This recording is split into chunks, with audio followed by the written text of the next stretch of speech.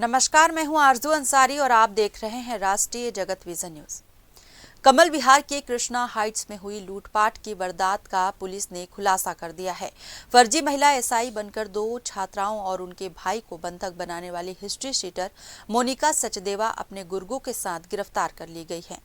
Police ने मोनिका समेत 5 आरोपियों को पकड़ा है, जबकि उसका भाई मोनू सचदेवा और साथी करण साहू अब भी फरार है।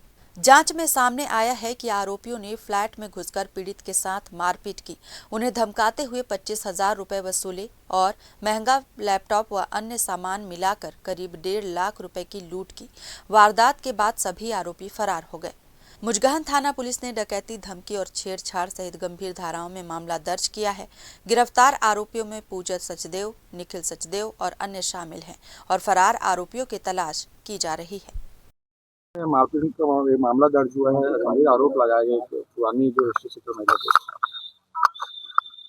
थाना मुजगहन अंतर्गत कृष्णा हाइट्स में एक लूट की और बंधक बनाने की घटना हुई है, जिसमें 2 लड़कियां अपने चचेरे भाइयों से मिलने, उनको खाना छोड़ने के लिए वहां आई हुई थी कृष्णा हाइट्स में।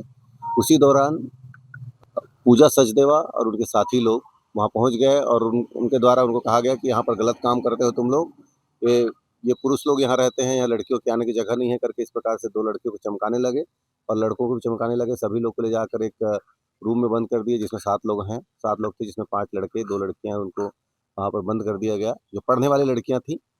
और इनको बोला गया कि तुम गलत काम करते हो यहाँ पर, मैं सब इंस्पेक्टर हूँ, छुट्टी में आई हूँ और ये सब मेरे साथी लोग हैं, मुझे इसमें भी काम करना पड़ता है, अतः आप लोग को 2 लाख रुपए देना पड़ेगा, तभी आप लोग छूट पाओगे, नहीं तो आप लोग को पुलिस को बताकर आपको जेल भेज दिया जाएगा। इस प्रकार से उसने दबाव बनाया और जब पैसा नहीं देने पर उनको उनसे लगभग वही 16,000 के आसपास पैसे ले लिए और उनकी मोटरसाइकिल, मोबाइल, लैपटॉप वगैरह अपने पास लेके वहां से फरार हो गए।